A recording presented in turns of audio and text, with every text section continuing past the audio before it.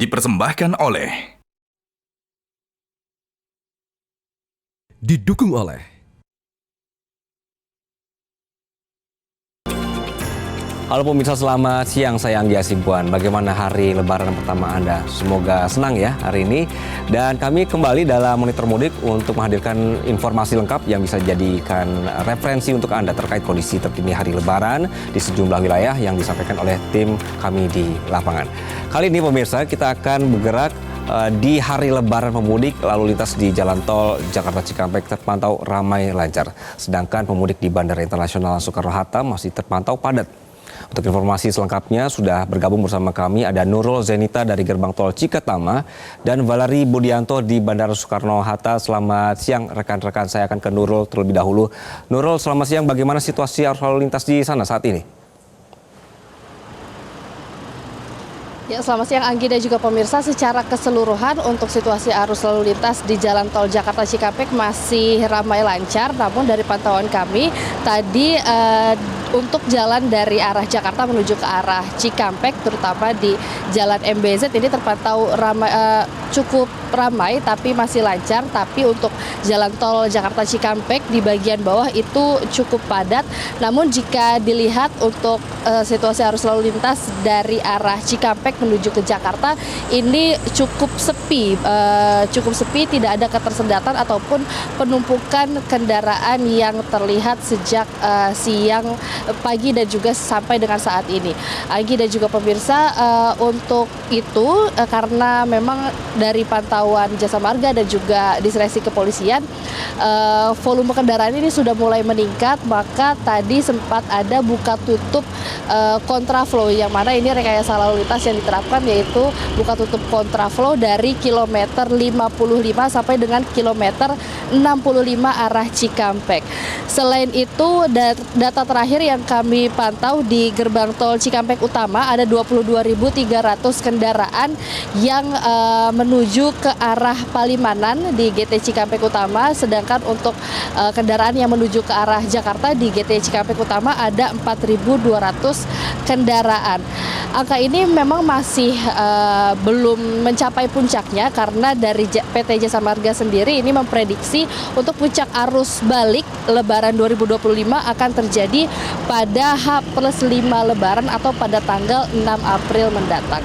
Untuk sementara itu Anggi, saya kembalikan ke Anda di studio. Kita akan lihat bagaimana nanti sampai dengan sore dan juga malam hari apakah ada peningkatan volume kendaraan di tol Jakarta Cikampek. Anggi.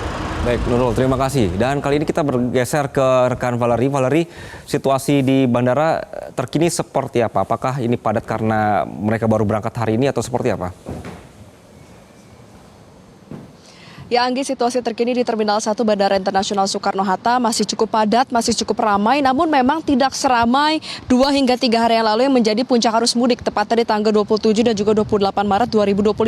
Mengapa? Karena hal ini terlihat dari adanya dan juga tidak terlihat adanya, maksud kami, antrian penumpang yang masuk dari counter check-in menuju ke arah dalam Terminal 1 keberangkatan Bandara Internasional Soekarno-Hatta. Berdasarkan data yang kami dapatkan dari pihak pengelola bandara, total secara keseluruhan hari ini di Terminal 1, 2, dan juga 3 terdapat 439 penerbangan yang dijadwalkan untuk terbang hari ini mengantar para calon pemudik menuju ke kampung halaman masing-masing.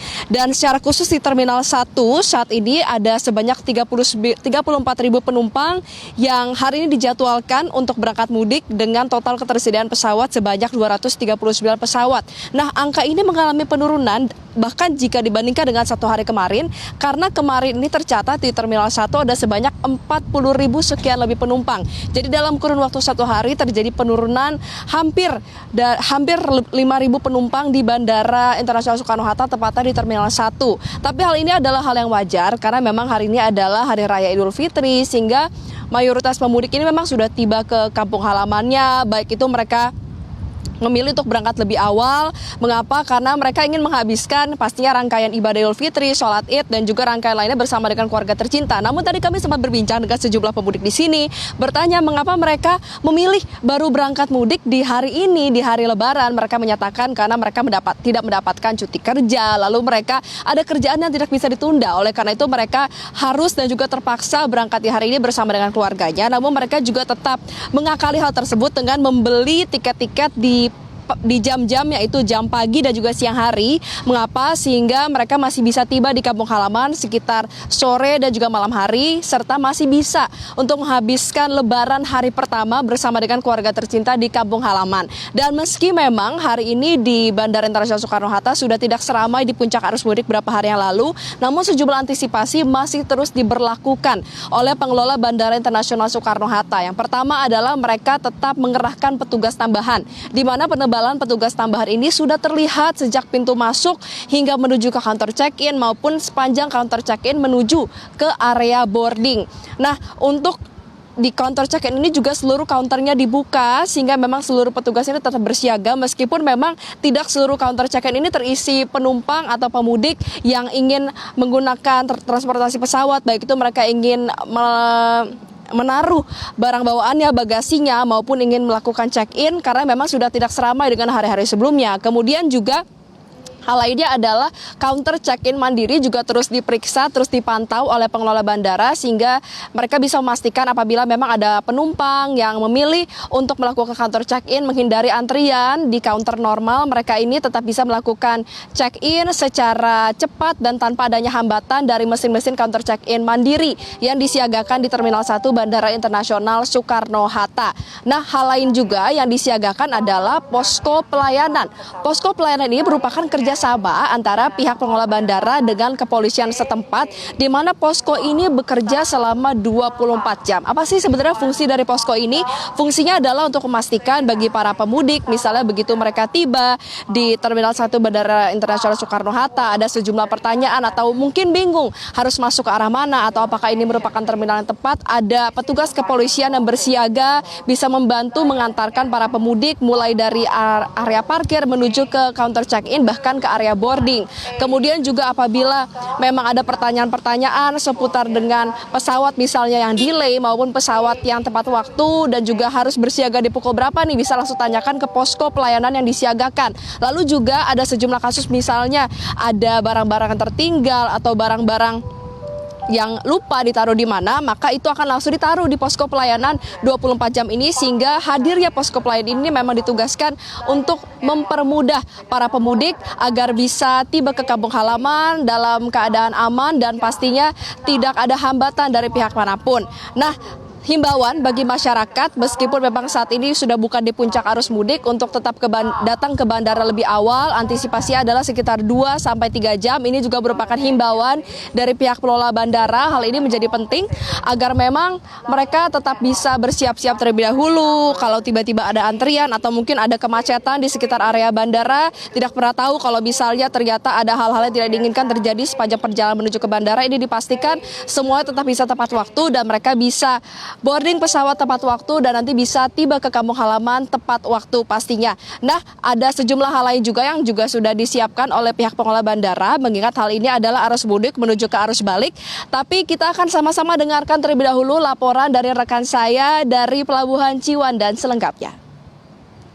Ya, saat ini saya berada di Pelabuhan Ciwandan. Terlihat nih di belakang saya antrian motor pemudik yang mau masuk ke kapal. Di sini menjadi titik pemudik membawa motor untuk menyeberang ke Pulau Sumatera. Saya akan coba sedikit bertanya kepada pemudik yang bawa motor ya. Ini masih ada nih satu di belakang saya coba tanya-tanya. Permisi Bapak. Bapak maaf ya Pak, saya berhentikan sebentar. Bapak namanya siapa Pak? Dani Mbak. Pak Dani mau mudik kemana ini Pak? Ke Jambi Mbak. Ke Jambi dari Cilegon. Berapa lama nanti Pak perjalanannya? Ya seharian lah Mbak, 24 jam. Ya besok sampai lah. Wah, lumayan panjang nih apa perjalanannya. Bawa bekal apa nih Pak untuk di jalan? Ya karena jauh paling saya mampir di Lampung atau kalau sampai saya nginep di Palembang. Oke. Ini nanti berarti kalau misalnya makan berat, Bapak berhenti gitu ya, Pak? Ya berhenti nanti, tapi kalau misalnya malam saya mau jalan, saya biasanya sih bawa permen ini, Bawa permen apa itu, Pak? super Mbak. Oh, super. Kenapa Iya. Bapak bawa permen super?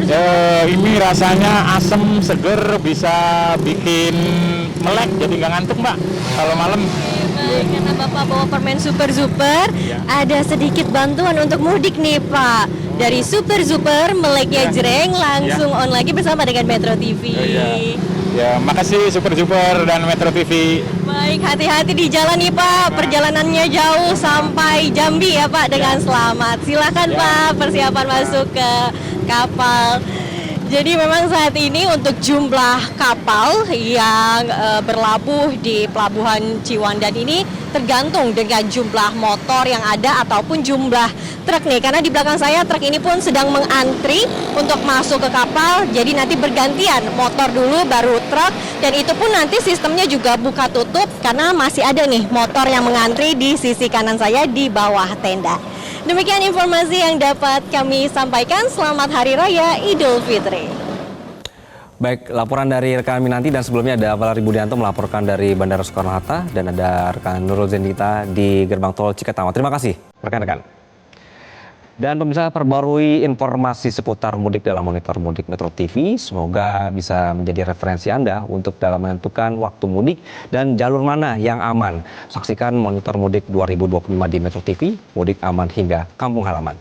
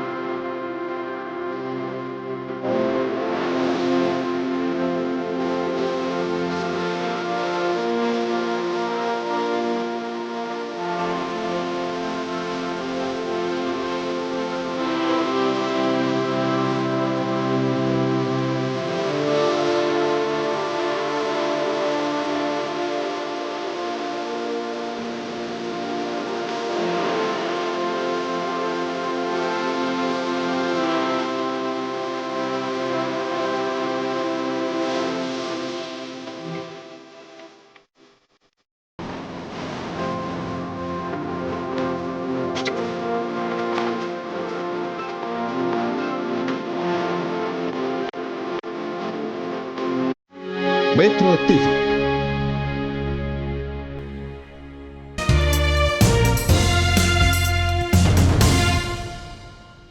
Dipersembahkan oleh Didukung oleh